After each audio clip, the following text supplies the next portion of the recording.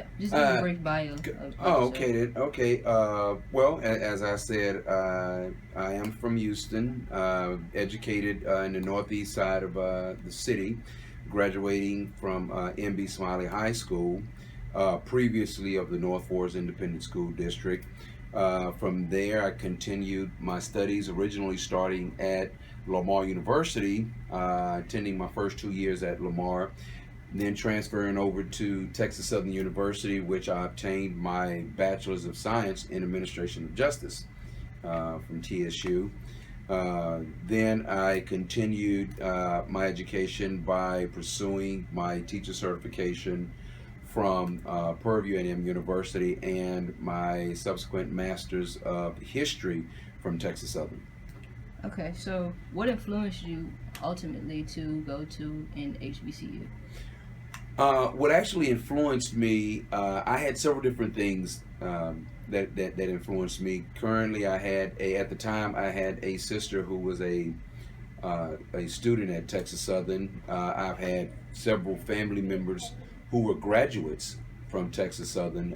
Most of my family who had graduated from post high school, finished from an HBCU, be it TSU, Central State in Ohio, um, Purview, and I just had a lot of family ties to HBCUs. And from my transferring from Lamar to TSU, I realized the difference in education and the difference of the level of connection you had with your professors from student to instructor, and it was something beyond imagination. They had a genuine concern with the type of education that you were getting, and they wanted to make sure that you were not just prepared for for whatever your career endeavors were, but they wanted you overly prepared, which made me, I think, a better person now than it was when I was at the previous institutions. Okay. You said your major was administration of justice, correct? Yes. Okay. And what year did you attend uh, Texas Southern? I attended Texas Southern from '88 through '91. Okay. And in that era as time progressed from, you said 88, '88. 88 to 91. Mm-hmm. In those 3 years, did you see a difference with the public, the student body?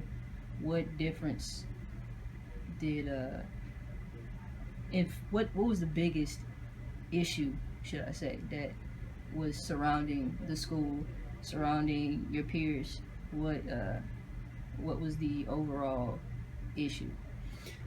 I would probably have to say identity, pretty much learning who we were at the time. At that particular time, there was a big movement, even when we're looking at other countries as it related to us here in the United States. At the same time, the country of South Africa was going through or getting rid of, if you will, apartheid, and some of that self pride in just a people itself, I would say, filtered over to us here in the United States, in which it started making us have a sense of self pride of who we were and whose we were. And I think that was, the unity of the time played it was real big as far as a community was concerned.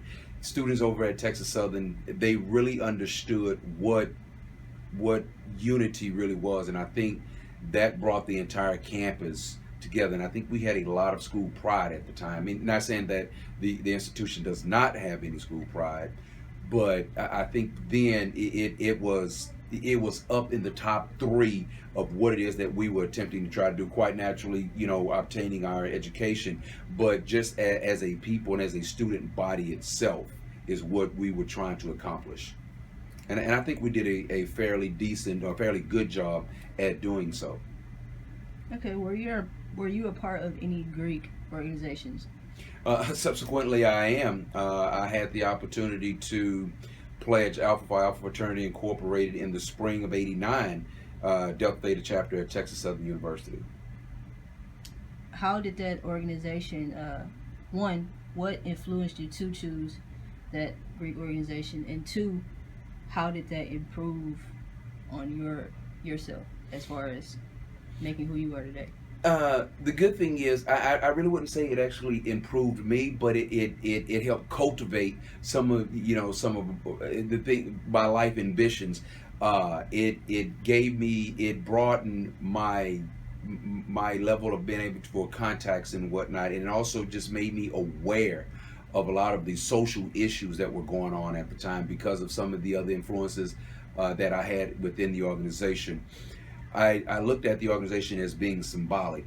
And what I mean by being symbolic is by it being the first African American male fraternity in the United States, in me being the first one to pledge in my family, it was somewhat of a symbolic issue. And then I just looked at the history of what the of what the fraternity was about, and I was able to make a connection between the organization and myself.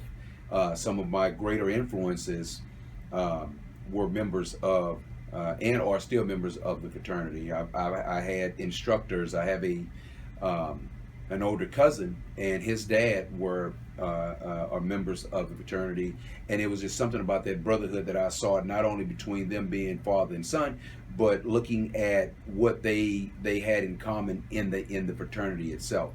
And I honestly believe until the day I die, this is probably one of the greatest greatest organizations. Period.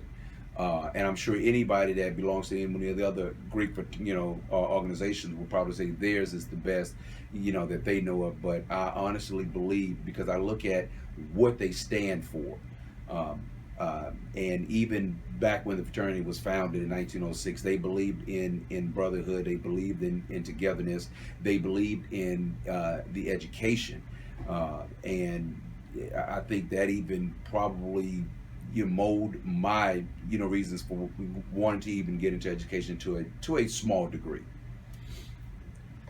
What do you still apply from your Greek organization and attending Texas Southern to this day?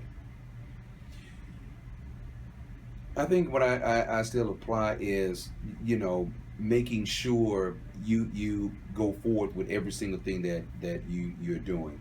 I constantly mentor young men on the education and the history of Alpha, and I think I've done a pretty good job at molding their thought process of wanting to join a organization such as ours. And I'm constantly, letting them know we didn't. It's not all about, oh, let's go and party, let's have a great time, but making sure that your education is always first. And that is one of the greatest things I can say. Even when I was pledging, the guys that pledged me, they made sure that we kept our grades first. Yeah, they want us to learn the history of the fraternity, and they want us to go out and do all the little fraternal things that those organizations do, but they always emphasize, young brothers, we cannot use you if you cannot educate, get yourself educated. And with that, that's one of the reasons why I'm glad that when I transferred universities that I chose Texas Southern, because they had that same attitude.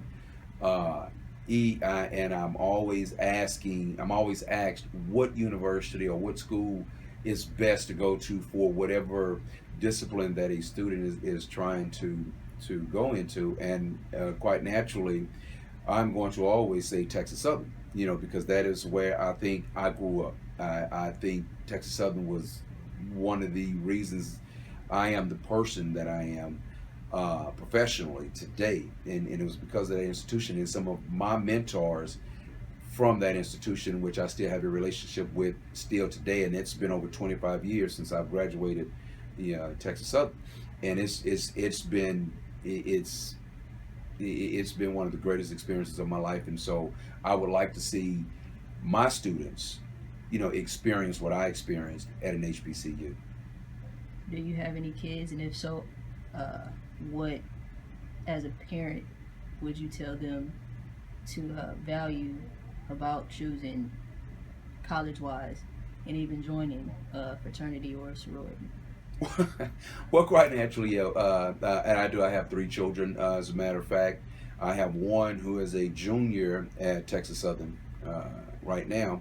My second oldest is a freshman at West Texas A&M, in which, trust me, I'm constantly saying, an HBCU is a place to be, but you can only mold your children so far. Each one of them, and when my youngest get get to the point to where she's choosing schools quite natural, I am going to push an HBCU before anything else.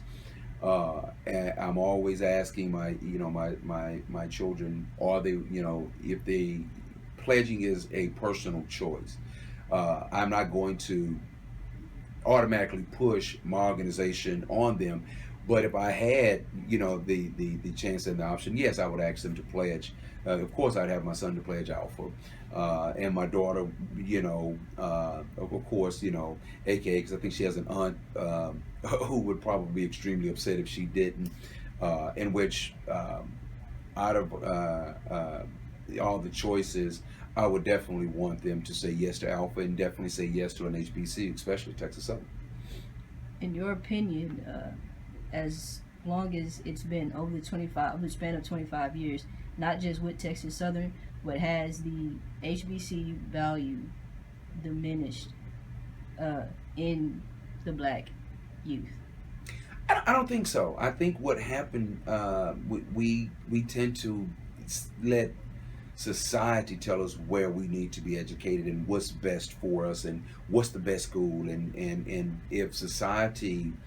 if an individual is going to allow society to make that decision for them, then they were lost in the very beginning.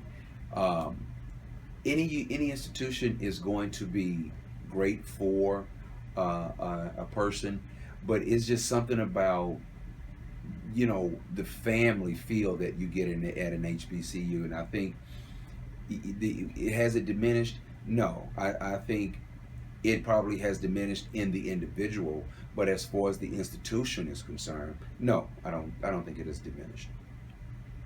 What is your greatest from the time that you started your education in college to at this point now? What can you say has been your overall greatest achievement? Wow, it's been so many. And I guess I'll try and narrow that question down just a little. Don't show off. No, I was actually going to answer the question. I'm going to narrow it down to professionalism. And what I mean by that is when I get an opportunity to teach these kids that I teach year in and year out, and when I see that light bulb moment go boom, and they realize I can do this, I can handle the education, and to have them to come back and say, well, you know what, Miss Fisher, I now understand exactly what you were talking about. Even with doing the interview that I'm conducting at this exact moment with a former student of Talk mine, about me. I'm so proud of her, and I can see that light bulb moment going off on her. It took, in like anything and anybody else, it took a little bit longer, but at the same time, that light switch has flicked on, and she understands now, and that I would say would be my greatest accomplishments, seeing my students come back to say, I appreciate what you've done. Okay, last and final question. Collectively, what was the difference between uh, going to HBCU and a PWI or predominantly white institution? Wow. Um, Greatest difference is family. You know, I didn't feel like when I was at the PWUs, I felt like I was just being shuffled through the system. No one actually cared about my well-being. Whereas at an HBCU, and I've had the opportunity to attend two separate HBCUs, and I felt like family. And I would say that's the biggest difference between the two. So, what would you say is the greatest value of attending an HBCU? What should everybody take away from it once they get to that graduation day? The camaraderie that you would feel, the friendship that you're going to gain, those friendships that you will that will probably last a lifetime. You know, like I said, I have professors at Texas Southern that I can still go to today after 20 something odd years and say, "Hey Doc, I have a question, I have a problem. Is there any possible way that you can guide me into the right direction?" And I think now, if you can get that at the other institutions, I'm not sure, but I definitely know from personal experience that is something that I've gained from my HBCU. So, just a leaving statement. I don't too much have a question. Just a simple quote or just a broad saying that you might have to influence other students that I have in my class from that will later on see this video. Wake up, wake up. I tell my students, we have plenty of time for sleeping because once we've shuffled off of this earth, we're going to sleep forever. Just make sure you do all that you can do while you're here because there's nothing in sleep but dreams. The only way we're going to make life materialize is if we're up making it work for us.